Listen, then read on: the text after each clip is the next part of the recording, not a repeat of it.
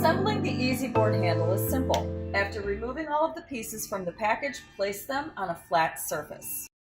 Next, slide the insert into the handle until the holes are aligned.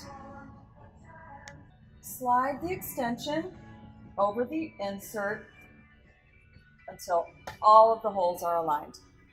To complete the assembly, insert the screws with a Phillips head screwdriver to attach all 3 pieces of the handle. Start with the top piece and repeat on the bottom.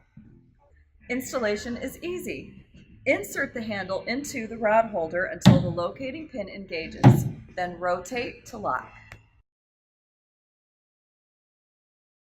To use the 48-inch easy board handle to board from the dock, turn the handle 180 degrees, insert into the rod holder until the locating pin engages, and turn to lock.